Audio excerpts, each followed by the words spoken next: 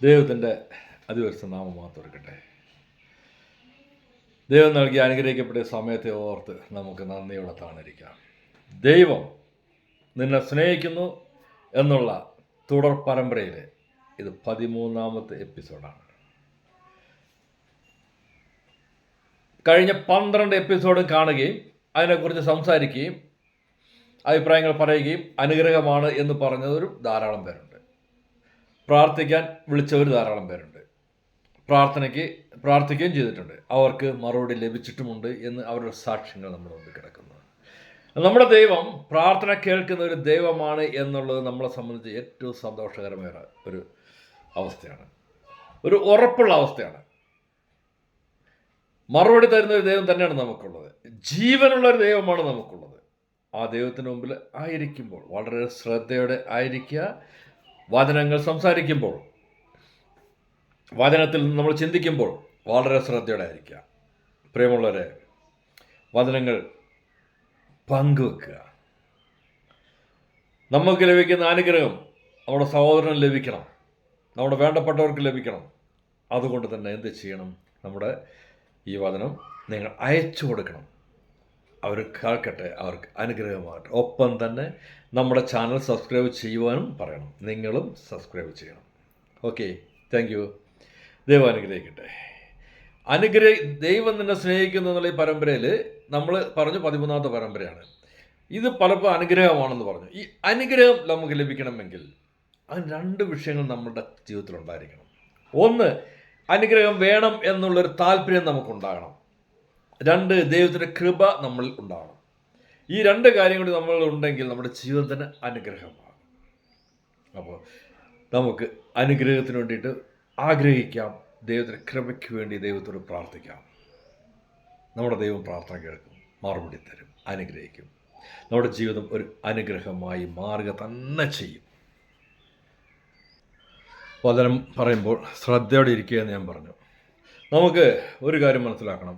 അടുത്ത ഒരു നിമിഷത്തിൽ നമുക്ക് വചനം കേൾക്കാൻ കഴിയുമെന്ന് നമുക്കൊന്നും പറയാൻ കഴിയില്ല. നമുക്കറിയാം എത്രയോ ജീവിതങ്ങൾ രാത്രി കിടന്നുറങ്ങുന്നുണ്ട്. നേരം വെളുക്കുമ്പോൾ പ്രഭാതം കാണാതെ ഈ ലോകത്തിൽ നിന്ന് മാറ്റപ്പെട്ടു. നിന്നിപ്പോൾ കുഴഞ്ഞോട് മരിക്കുന്നവരും മറ്റു രീതിയിൽ മരിക്കുന്നവരും കർത്താവിൻ്റെ സന്നിധിയിലേക്ക് പോകുന്നവർക്ക് ഇഷ്ടം പോലെയുണ്ട്. അപ്പോൾ അതുകൊണ്ട് തന്നെ നമുക്ക് അറിയില്ല ഇനിയൊരു വചനം കേൾക്കാൻ കഴിയുമോ എന്നുള്ളത്. അതുകൊണ്ട് തീർച്ചയായിട്ടും ഞാൻ ശ്രദ്ധിക്കുക. വചനം കേൾക്കുമ്പോൾ ശ്രദ്ധയോടെ ആയിരിക്കുക. ഇനി നമുക്ക് കേൾക്കാൻ കഴിയുമോ ഇല്ലയോ എന്ന് നമുക്ക് പറയാൻ പറ്റില്ലല്ലോ. അതൊക്കെ ദൈവത്തിൻ്റെ കൈ കിടക്കുന്ന കാര്യങ്ങളാണ്. നമ്മുടെ സഹോദരന്മാർക്ക് ഷെയർ ചെയ്യാനും ശ്രദ്ധിക്കുക. കാരണം വീണ്ടും ഒരു ഷെയറിങ്ങിന് നമുക്ക് കഴിയുമോ ഇല്ലയോ എന്ന് നമുക്ക് പറയാൻ കഴിയില്ല. അതുകൊണ്ട് ശ്രദ്ധിക്കുക. ഓക്കെ, നമുക്ക് ഇന്നത്തെ ചിന്തയ്ക്കായി ഉൽപ്പത്തിയുടെ പുസ്തകം 33:10, ദൈവത്തിൻ്റെ മുഖം കാണുന്നത് പോലെ ഞാൻ നിന്റെ മുഖം കാണുന്നു. ദൈവത്തിൻ്റെ മുഖം കാണുന്നത് പോലെ ഞാൻ നിന്റെ മുഖം കാണുന്നു. നമുക്ക് അതിൻ്റെ സന്ദർഭങ്ങളൊക്കെ നമുക്കറിയാം. ഏശാവും യാക്കോബും തമ്മിൽ കണ്ടുമുട്ടുന്നൊരു രംഗമാണ്. നമുക്കറിയാം യാക്കോബ് ഏശാവിന് പരമാവധി പണിയും കൊടുത്തിട്ട് സ്ഥലം വിട്ട ഒരാളാണ്. അദ്ദേഹത്തിൻ്റെ ഒരു പായസം കൊടുത്തിട്ട് അദ്ദേഹത്തിൻ്റെ ജ്യേഷ്ഠാവകാശം മേടിച്ചു. അപ്പനെ പറ്റിച്ച് അദ്ദേഹത്തിൻ്റെ അനുഗ്രഹങ്ങളും മേടിച്ചു. യഹൂദ പാരമ്പര്യം അനുസരിച്ച് ജ്യേഷ്ഠാവകാശത്തിനും അനുഗ്രഹത്തിനൊക്കെ വലിയ വിലയാണ്. അതിനെക്കുറിച്ച് നമുക്ക് പിന്നീട് ഒരിക്കൽ ചിന്തിക്കാം. ഓക്കെ, അത് വലിയ വിലയുള്ളതാണ് എന്ന് മാത്രം നിങ്ങൾ മനസ്സിലാക്കുക.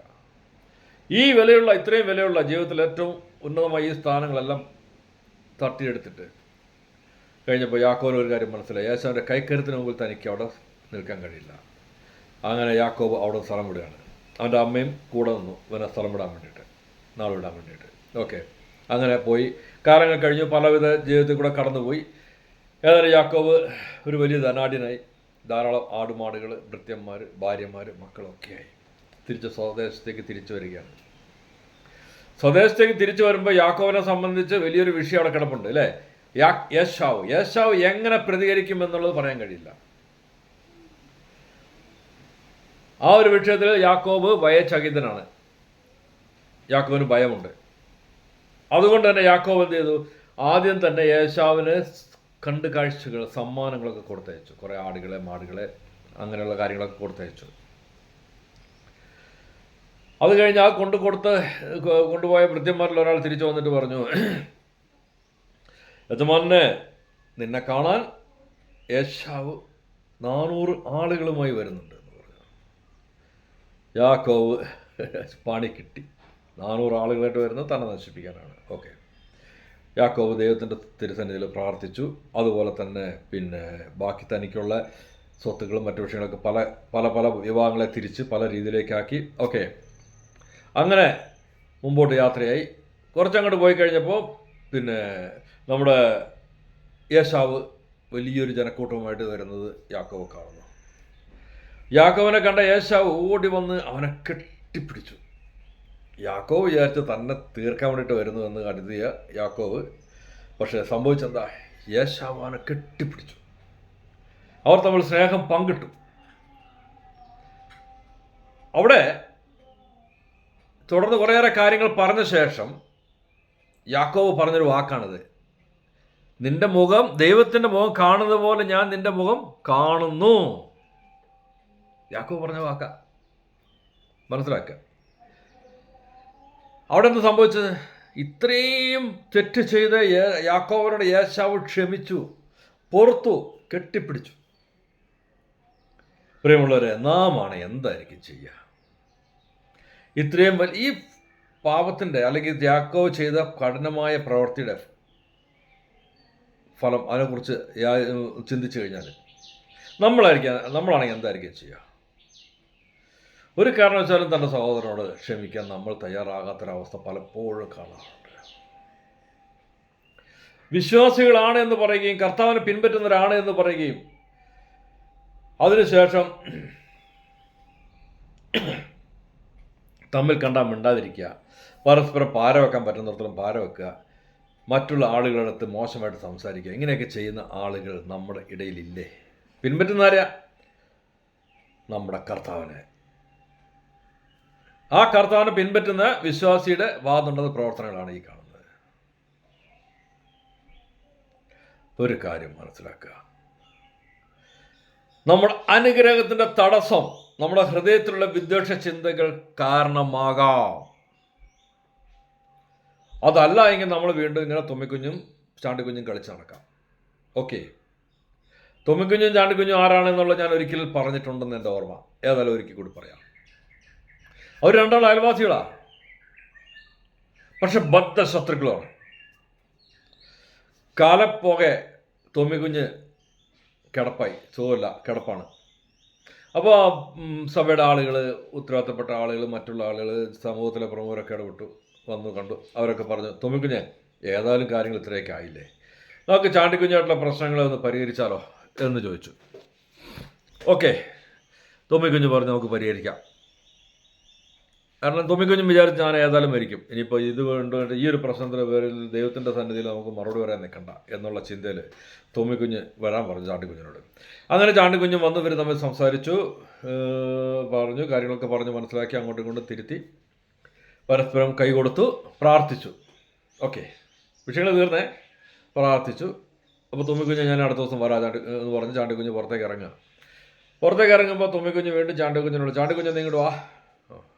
ചാണ്ടിക്കുഞ്ഞ് വന്ന്, എന്താ തുമ്മിക്കുഞ്ഞ് വേണ്ടത്? എന്താ നിൻ്റെ ആവശ്യം എന്തെങ്കിലും ഉണ്ടോ?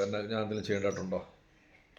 നീ ഒന്നും ചെയ്യാനായിട്ടില്ല. എനിക്ക് ഒരു കാര്യം നിന്നെ ഓർപ്പിക്കാണ്ട് വിളിച്ചതാണ്. നമ്മുടെ വൈരാഗ്യങ്ങളും പ്രശ്നങ്ങളൊക്കെ ഇവിടെ തീർന്നിട്ടുണ്ട്. ഓക്കെ, പക്ഷേ ഞാൻ ഈ കിടക്കുന്ന അവസ്ഥയിൽ നിന്നും എഴുന്നേറ്റ് വന്നാൽ, എൻ്റെ അസുഖങ്ങളെല്ലാം മാറി ഞാൻ എഴുന്നേറ്റ് പൂർവ്വസ്ഥിതിയിലെത്തിയാൽ നമ്മുടെ വൈരാഗ്യം വീണ്ടും പുനഃസ്ഥാപിക്കപ്പെടും, നിലവിൽ വരും. ക്ഷേമുള്ളവരെ, ഇതാണ് തുമ്മിക്കുഞ്ഞും ചാണ്ടിക്കുഞ്ഞും. പലപ്പോഴും നമ്മളുടെ വിശ്വാസികൾ, ദൈവത്തെ പിൻപറ്റുന്നെന്ന് പറയുന്നവർ, കർത്താവിനെ പിൻപറ്റുന്നെന്ന് പറയുന്നവർ ഈ അവസ്ഥയിലാണുള്ളവർ. കാലങ്ങളായിട്ട് വൈരാഗ്യം വെച്ച് പുലർത്തുന്ന ആളുകളെ എനിക്കറിയാം, സഹോദരന്മാരാണെന്ന് പറയുകയും ഈ രീതിയിൽ പോവുകയും ചെയ്യുന്ന ആളുകൾ ധാരാളം പേരുണ്ട്. പരസ്പരം കണ്ടാൻ വേണ്ടാത്തവർ, എങ്ങനെ സഹോദരനെ നശിപ്പിക്കാമെന്ന് ചിന്തിക്കുന്നവർ ഒക്കെ ഉണ്ട്, ധാരാളമായിട്ടുണ്ട്. പക്ഷേ അവർ പുറത്ത് വിശ്വാസികളും കൂടിയാണ്. ഓക്കെ, അവർ പിൻപറ്റുന്നത് കർത്താവിനെയാണ്, അവൻ ക്രൈസ്തവനാണ്. മനസ്സിലാക്കുക. അപ്പോൾ ഇവിടെ എന്താ സംഭവിക്കുന്നത്? ഒരു പരിജ്ഞാനത്തിൻ്റെ കുറവാണ് സത്യത്തിൽ ഇവിടെ ഉള്ളത്. നമുക്കറിയാം ലോകത്തിൽ നന്മയും തിന്മയും എല്ലാം ഉണ്ട് അല്ലേ? ഈ നന്മയും തിന്മയും ഒക്കെ ഉള്ളപ്പോൾ ഇതിനകത്ത് നന്മയും തിന്മയും തിരിച്ചറിയാൻ കഴിയണം. തിരിച്ചറിഞ്ഞ് അതിനകത്തുള്ള നന്മയെ പ്രാപിക്കാൻ കഴിയണം. അതിനാണ് പരിജ്ഞാനം അഥവാ വിവേകം എന്ന് പറയുന്നത്. അതില്ല എങ്കിൽ ഈ തൊമ്മിക്കുഞ്ഞും ചാണ്ടിക്കുഞ്ഞും പോലെ വീണ്ടും ആ അവസ്ഥയിലേക്ക് മാറിപ്പോവുകയുള്ളൂ. കാണപ്പെടുന്ന സഹോദരനെ സ്നേഹിക്കാൻ കഴിഞ്ഞില്ലെങ്കിൽ പിന്നെ കാണപ്പെടാത്ത ദൈവത്തെ എങ്ങനെ സ്നേഹിക്കുമെന്നുള്ളതാണ് പ്രശ്നം. ദൈവം നമ്മെ അനുഗ്രഹിക്കാൻ കടന്നു വരുമ്പോൾ അതിലൊരു പക്ഷേ ഏറ്റവും കൂടുതൽ നമുക്ക് തടസ്സമാകുന്നത് നമ്മുടെ ഹൃദയത്തിലുള്ള വിദ്വേഷ ചിന്തകൾ തന്നെയാണ്. മനസ്സിലാക്കുക.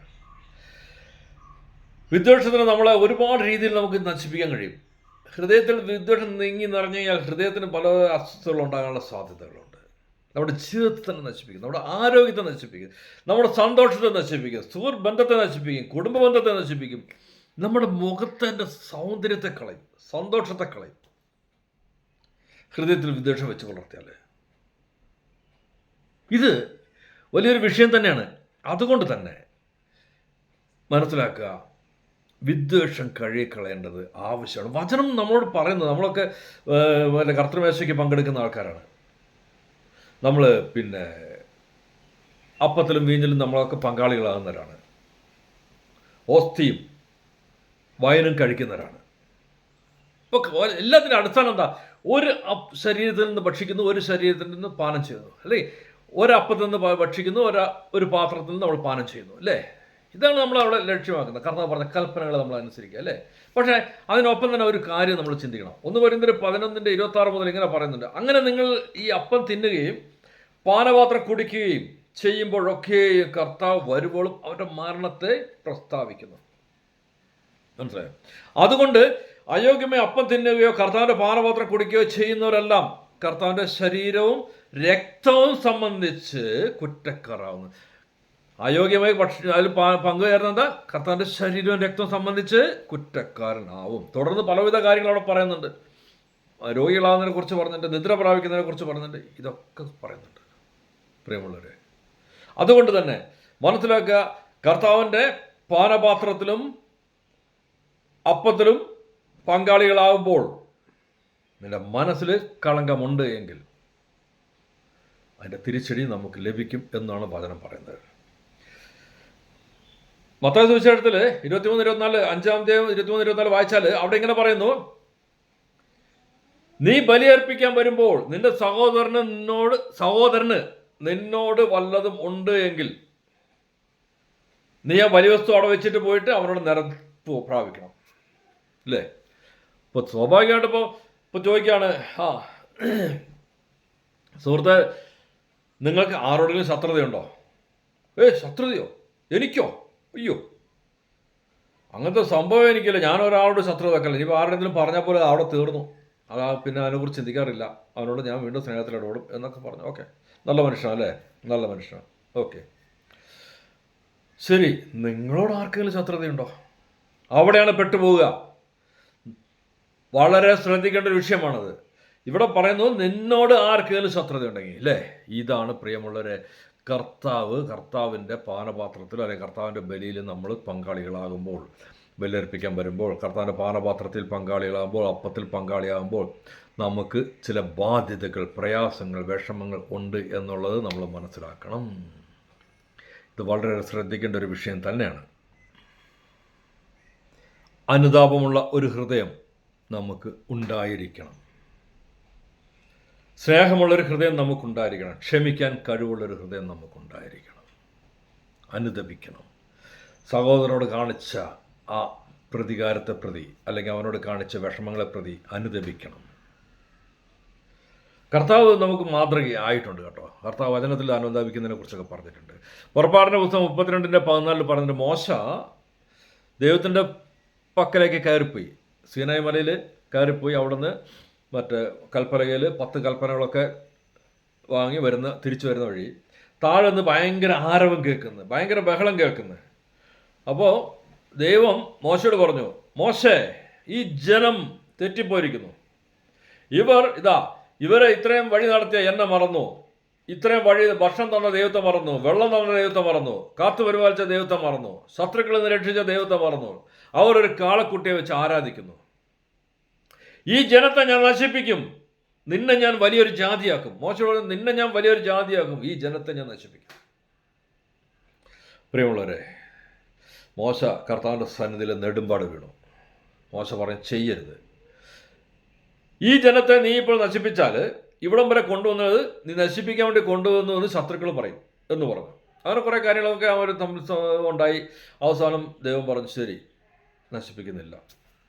അവിടെ പറയുന്നൊരു വാക്കിതാണ്, അവരെ നശിപ്പിക്കാൻ തീരുമാനിച്ചതിൽ ദൈവം അനുതപിച്ചു എന്നാണ്. ദൈവം അനുതപിച്ചു. മനസ്സിലാക്കി, ഇവിടെ അനുതപിച്ചത് എന്തിനാ? പാപികളെ മനുഷ്യരെ കൊല്ലാൻ തീരുമാനിച്ചല്ല. അവിടെ ദൈവത്തിന് തെറ്റുകളില്ല, അല്ലേ? ദൈവം ഒരു തെറ്റും ചെയ്തിട്ടില്ല. ദൈവം അനുദപിക്കാൻ ഒരു തെറ്റും ചെയ്തിട്ടില്ല. പക്ഷെ അവിടെ തൻ്റെ ജനത്തെ നശിപ്പിക്കാൻ, പാപികളെ ജനത്തെ, അവരുടെ പാപത്തെ പ്രതി അവരെ നശിപ്പിക്കാൻ തീരുമാനിച്ചാലാണ് ദൈവം അനുദപിച്ചത്. ഇവിടെ നമ്മൾ ഇത്രത്തോളം പാപത്തിൽ മുഴുകി കിടക്കുന്നു, നമ്മൾ ഇത്രത്തോളം പാപങ്ങൾ ചെയ്യുന്നു. ആ പാപത്തിൽ നമ്മൾ ആയിരിക്കുമ്പോൾ എന്താ പറയുന്നത്? ആ പാപത്തിലായിരിക്കുമ്പോൾ നമ്മൾക്ക് അനുദപിക്കണം. ആ പാപത്തെ പ്രതി നമ്മൾ അനുദപിക്കണം. പ്രിയമുള്ളവരെ, അത് ഇല്ല എങ്കിൽ നമ്മുടെ ജീവിതം അങ്ങനെ തന്നെ നശിച്ചു പോകും. അതാണ് സംഭവിക്കുക. പ്രിയമുള്ളവരെ, പരസ്പരം ക്ഷമിക്കുന്നില്ല എങ്കിൽ ചെയ്യുന്നതെല്ലാം വൃഥാവിലാകുമെന്ന് തന്നെയാണ് പറയുന്നത്. കാണപ്പെടുന്ന സഹോദരൻ ക്ഷമിക്കുന്നില്ല എങ്കിൽ പിന്നെ ദൈവം നമ്മളോട് എങ്ങനെ ക്ഷമിക്കും? ഒന്ന് മനസ്സിലാക്ക്. നമ്മളോട് പറഞ്ഞ പ്രാർത്ഥന, ഞങ്ങളോട് ചെയ്ത തെറ്റുകൾ ഞങ്ങൾ ക്ഷമിച്ചതുപോലെ ഞങ്ങളുടെ പാവങ്ങളെ ഞങ്ങളോട് ക്ഷമിക്കണം. കർത്താവ് പറഞ്ഞപ്പോൾ പഠിപ്പിച്ച പ്രാർത്ഥനകളുള്ളതാണ്, അല്ലേ? ഞങ്ങളോട് ചെയ്ത തെറ്റുകൾ, നമ്മളോട് ചെയ്ത തെറ്റുകൾ നമ്മൾ ക്ഷമിച്ചതുപോലെ. അപ്പോൾ നമ്മൾ ക്ഷമിക്കുന്നില്ല എങ്കിൽ ദൈവവും നമ്മളോട് ക്ഷമിക്കുകയില്ല എന്ന് തന്നെയാണ് അവിടെ വ്യക്തമാക്കുന്നത്, അല്ലേ? നമുക്കറിയാം, പല ആളുകൾ ഈ രീതിയിൽ പ്രയാസപ്പെടുന്നത് നമുക്ക് കണ്ടിട്ടുണ്ട്. കുറ്റാരോപിതൻ, കുറ്റങ്ങൾ ചെയ്യാതെ പല ആളുകളും കുറ്റം ആരോപിക്കപ്പെടുകയും പലപ്പോൾ ക്ഷമ ചോദിച്ചിട്ടും പറ്റില്ല എന്ന് പറഞ്ഞ് അവരോട് ക്ഷമിക്കാതെ പൊറുക്കാതെ അവരുടെ കുടുംബത്തിൽ പ്രയാസം ഉളവാക്കുന്ന രീതിയിൽ ഇടപെടുന്ന സംഗതികളൊക്കെ ധാരാളമായിട്ട് നമ്മൾ കണ്ടിട്ടുണ്ട്, അല്ലേ? അങ്ങനെയൊക്കെ ഒരുപാട് വിഷയങ്ങൾ നമുക്കറിയാം. പക്ഷെ ഇവിടെയൊക്കെ എന്താ ചെയ്യേണ്ടത്? കർത്താവ് പറഞ്ഞെന്താ? 70 വട്ടം ക്ഷമിക്കണം. 70 വട്ടം ക്ഷമിക്കണം എന്ന് പറഞ്ഞ കർത്താവിനെ പിൻപറ്റുന്നവരാണ് നമ്മൾ. 70 വട്ടം ക്ഷമിക്കണമെന്ന് പറഞ്ഞ കർത്താവിനെ പിൻപറ്റുന്ന നമ്മൾ നമ്മുടെ സഹോദരൻ ക്ഷമിക്കുന്നില്ല എങ്കിൽ പിന്നെ ദൈവം നമ്മളോട് ക്ഷമിക്കുമോ? നമ്മൾ ചിന്തിച്ച് നോക്കേണ്ടതാണ്. കർത്താവ് നമുക്ക് കാണിച്ചെന്ന മാതൃകയും അതാണ്. മനസ്സിലാക്കുക. ന്യായീകരിക്കാൻ നിൽക്കരുത് നമ്മുടെ തെറ്റുകൾ. അതുപോലെ തന്നെ കർത്താവിൻ്റെ സന്നിധിയിൽ ഏറ്റുപറയുക, യാചിക്കുക. നമ്മുടെ ബൈബിളിൽ ന്യായീകരിക്കുന്നതിനുള്ള ഉദാഹരണങ്ങളൊക്കെ ഉണ്ട് കേട്ടോ. ഞാനൊരു ചെറിയൊരു ഉദാഹരണം പറഞ്ഞുതരാം. ആദവും ഹവ്വയും അവർ ഏദൻ തോട്ടത്തിൽ സുഖമായിട്ട് ജീവിക്കായിരുന്നു. അവർ ഒരു ദിവസം ഹവ്വ ആദത്തിനൊരു പഴം കൊണ്ട് കൊടുത്തു. ആദം ആ പഴം തിന്നു. കുറച്ച് കഴിഞ്ഞപ്പോൾ ദൈവം വന്നു, അല്ലടാ, നീ എന്ത് പണിയാണ് കാണിച്ചത്? ആ പറിക്കരുത്, തിന്നരുതെന്ന് പറഞ്ഞതല്ലേ? അപ്പോൾ ആദം ദൈവത്തോട് പറഞ്ഞു, ഞാനല്ല തെറ്റുകാരൻ, നീ എനിക്ക് തന്ന സ്ത്രീ അവൾ കൊണ്ട് തന്നു, ഞാൻ തിന്നു. അപ്പോൾ ആരാ തെറ്റുകാരൻ? ദൈവം തെറ്റുകാരൻ, അല്ലേ? കാരണം അവൻ ആ സ്ത്രീയെ കൊടുത്തിട്ടല്ലേ എന്ന്. സ്ത്രീ എന്നോട് ചോദിച്ചു, അപ്പോൾ നീ എന്തിനാ അങ്ങനെ ചെയ്തു? ഞാൻ പറിച്ചിട്ടില്ല, എനിക്ക് പാമ്പ് തന്നു, ഞാൻ തിന്നു, ഇവനും കൊടുത്തു. ഓക്കെ, അപ്പോൾ കുറ്റക്കാരനായ പാമ്പിനെ സൃഷ്ടിച്ചാരാ? അപ്പോൾ പ്രിയമുള്ളവരെ, ഇതാണ് അവസ്ഥ. നമ്മൾ ഈ തെറ്റുകൾ വരുമ്പോൾ നമ്മൾ ന്യായീകരിക്കാൻ നിൽക്കുക. ആ ഒരു അവസ്ഥ നമുക്ക് ഉണ്ടാകരുത്. ദൈവം എവിടെയും ന്യായീകരിക്കാൻ നിന്നിട്ടില്ല, അല്ലേ? ദൈവം നമ്മുടെ പാവങ്ങളെല്ലാം ഏറ്റെടുക്കുകയാണ് ചെയ്തത്. നമ്മുടെ തെറ്റുകളെല്ലാം കർത്താവ് ഏറ്റെടുക്കുകയാണ് ചെയ്തത്. കുരിശിൽ കിടന്ന് ക്ഷമിക്കാൻ പറഞ്ഞ ഒരു ദൈവത്തെയാണ് നമ്മൾ കാണുന്നത്. കുരിശിൽ കിടന്ന് ലൂക്കാ സുവിശേഷം 21:19 പറയുന്നു. ലൂക്കാ സുവിശേഷം 21:19 ഇങ്ങനെ പറയുന്നു, നിങ്ങൾ ക്ഷമ കൊണ്ട് നിങ്ങളുടെ പ്രാണനെ നേടും. മനസ്സിലായി? നിങ്ങൾ ക്ഷമ കൊണ്ട് നിങ്ങളുടെ പ്രാണനെ നേടും. മനസ്സിലാക്കുക. ഞാൻ ആദ്യം പറഞ്ഞു, നമ്മൾ ക്ഷമിക്കുന്നില്ല, തെറ്റുകൾ ന്യായീകരിക്കാനും മറ്റു രീതിയിലും പോയി കഴിഞ്ഞാൽ അങ്ങനെ തന്നെ നശിച്ചു പോകും. പക്ഷേ ലൂക്കാ സുവിശേഷം പറയാണ്, ക്ഷമ കൊണ്ട് നിങ്ങളുടെ പ്രാണനെ നേടും. പ്രിയമുള്ളവരെ, കുരിശിൽ കിടന്നിട്ട് ഇവർ ചെയ്യുന്നത് എന്തെന്നറിയാത്തനായി ഇവരോട് ക്ഷമിക്കണമേ എന്ന് പറഞ്ഞ് പ്രാർത്ഥിച്ച ഒരു ദൈവമാണ് നമുക്കുള്ള മാതൃക. ആ ദൈവത്തെ പിൻപറ്റുക, ആ ദൈവത്തിൻ്റെ മുമ്പിൽ താണിരിക്കുക. എല്ലാ തെറ്റുകളും, നമ്മളുടെ തെറ്റുകളെല്ലാം ഏറ്റെടുത്തൊരു ദൈവമാണ് നമുക്കുള്ളത്. എൻ്റെ മകനെ, എൻ്റെ മകളെ, നിന്റെ പാപം മുഴുവൻ ഞാൻ ഏറ്റെടുക്കാം, ഞാൻ കുരിശിൽ മരിച്ചുകൊള്ളാം എന്ന് പറഞ്ഞ ആ ഒരു ദൈവത്തെയാണ് നമ്മൾ പിൻപറ്റുന്നത്. മനസ്സിലാക്കുക. കുരിശിൽ കിടന്ന പ്രാർത്ഥിക്കുകയാണ്, ഇവർ ചെയ്യുന്ന എന്തെന്ന് അറിയായാൽ ഇവരോട് ക്ഷമിക്കണമേ. പ്രിയമുള്ളവരെ, അതാണ് നമ്മുടെ ദൈവം. കുരിശിലേക്ക് നോക്കുക. ക്ഷമിച്ചുകൊണ്ട് മരിച്ചൊരു ദൈവത്തെ നമുക്കവിടെ കാണാം. നമ്മുടെ പാപങ്ങൾക്ക് വേണ്ടി സഹിച്ചുകൊണ്ട് മരിച്ചൊരു ദൈവത്തെ നമുക്കവിടെ കാണാം. പ്രിയമുള്ളവരെ, ആ കർത്താവിനെയാണ് നമ്മൾ പിൻപറ്റുന്നത് എന്ന് എപ്പോഴും ഓർമ്മയുണ്ടാവണം. നമ്മുടെ സഹോദരനെ ക്ഷമിക്കാൻ നമ്മൾ തയ്യാറായേ പറ്റൂ. നമ്മുടെ അനുഗ്രഹങ്ങൾക്ക് തടസ്സമായി നിൽക്കുന്ന നമ്മളുടെ ക്ഷമയില്ലായ്മ നമ്മുടെ ഹൃദയത്തിലെ വിദ്വേഷ ചിന്തകളെ കഴുകിക്കളയണം. അതിനുവേണ്ടിയിട്ടാണ് പ്രിയമുള്ളവരെ നമ്മുടെ കർത്താവ് കുരിശിൽ രക്തം ചിന്തിയത്. നിന്റെ ഹൃദയത്തെ കഴുകുക, നിന്റെ പാവങ്ങൾക്ക് പരിഹാരമായി. പ്രിയമുള്ളവരെ, ആ മാതൃക നമ്മൾ പിൻപറ്റണം. സ്വജീവനെ നമുക്ക് വേണ്ടി ചിന്തിയ ആ അവസ്ഥയെ നമ്മൾ മനസ്സിലാക്കണം. ആ കർത്താവിനെ നമ്മൾ പിൻപറ്റണം. പ്രിയമുള്ളവർ, ആ കർത്താവ് കാണിച്ചത് മാതൃക നമ്മുടെ ജീവിതത്തിൽ ഉണ്ടാകണം. തൻ്റെ സഹോദരനെ കെട്ടിപ്പിടിച്ച്, അവൻ്റെ കഴുത്ത് കെട്ടിപ്പിടിച്ച് പറയണം, നിന്റെ മുഖം, ദൈവത്തിൻ്റെ മുഖം കാണുന്നത് പോലെ ഞാൻ നിന്റെ മുഖം കാണുന്നു എന്ന് പറയാൻ നമുക്ക് കഴിയണം. പ്രിയമുള്ളവർ, അതാണ് ക്ഷമ. നമ്മുടെ അനുഗ്രഹത്തിന് തടസ്സമായി നിൽക്കുന്ന വിദ്വേഷത്തിൻ്റെ ചിന്തകളെ കഴുകിക്കളഞ്ഞ് ദൈവത്തിൻ്റെ സന്നിധിയിൽ താണിരിക്കാൻ ശ്രദ്ധിക്കുക. നിന്റെ സഹോദരനോട് എന്തെങ്കിലും വിദ്വേഷങ്ങൾ ഉണ്ടെങ്കിൽ തീർച്ചയായിട്ടും അത് കഴുകിക്കളയാൻ പൊരുത്തപ്പെടുക. ദൈവത്തിൻ്റെ അതിപരിശുദ്ധ നാമം മാത്രം എടുക്കട്ടെ. അത് നിനക്ക് അനുഗ്രഹമാകും എന്നുള്ളത് പ്രത്യേകം ശ്രദ്ധിക്കുക. പ്രിയമുള്ള കർത്താവേ, പ്രിയമുള്ളവരെ, നമുക്ക് കർത്താവിൻ്റെ സന്നിധിയിൽ പ്രാർത്ഥിക്കാം. ഞങ്ങളുടെ പൊന്നു തമ്പുരാനെ, അടിയങ്ങൾക്ക് ഈ രീതിയിൽ ചിന്തിക്കുവാൻ അടിയങ്ങളെ ബലപ്പെടുത്തിയതിനെ ഓർത്ത് സ്തുതിക്കുന്നു, സ്തോത്രം ചെയ്യുന്നു. അടിയങ്ങളെ ഹൃദയത്തിലുള്ള വിദ്വേഷ ചിന്തകളെ കഴുകിക്കളഞ്ഞ് അങ്ങയുടെ സന്നിധിയിൽ എപ്പോഴും താണിരിക്കാൻ അടിയങ്ങളെ ബലപ്പെടുത്തണം, സഹായിക്കണം കർത്താവേ, അനുഗ്രഹിക്കണം കർത്താവേ. ഇന്ന് അടിയങ്ങൾ ചിന്തിച്ച ചിന്തകൾ അടിയങ്ങൾക്ക് അനുഗ്രഹമാണ് കർത്താവേ. ഇത് മറ്റുള്ളവർക്കും അനുഗ്രഹമാകും തക്കണം. അടിയങ്ങളെ സഹായിക്കണം കർത്താവേ, അനുഗ്രഹിക്കണം കർത്താവേ. ഓ എൻ്റെ ദൈവമേ, പ്രാർത്ഥന കേട്ടനോട് സ്തുതിക്കുന്നു കർത്താവ് യേശുവിൻ്റെ അതിപരിശുദ്ധ നാമത്തിൽ തന്നെ. പ്രിയമുള്ളവരെ, പ്രത്യേകം ഓർപ്പിക്കുന്നു, മറ്റുള്ളവർക്ക് വേണ്ടി ഷെയർ ചെയ്യുക. ഇതൊരു അനുഗ്രഹമാണ് എന്ന് നിങ്ങൾക്ക് തോന്നുന്നെങ്കിൽ നിങ്ങളുടെ പ്രിയപ്പെട്ടവർക്ക് ഷെയർ ചെയ്യുക, അവരോട് സബ്സ്ക്രൈബ് ചെയ്യാൻ പറയുക. ദൈവനാമം മാത്രം എടുക്കട്ടെ. ദൈവം സമൃദ്ധമായിട്ട് അനുഗ്രഹിക്കട്ടെ. ആമേൻ, ആമേൻ. അടുത്ത ഒരു എപ്പിസോഡായിട്ട് ദൈവം നമ്മളെ കൂട്ടിച്ചേർക്കുന്നത് വരെ എല്ലാവർക്കും നമുക്ക് പരസ്പരം അങ്ങോട്ടും ഇങ്ങോട്ടും പ്രാർത്ഥനയിൽ ആയിരിക്കാം. ദൈവം നമ്മളെ അനുഗ്രഹിക്കട്ടെ. ആമേൻ, ആമേൻ, ആമേൻ.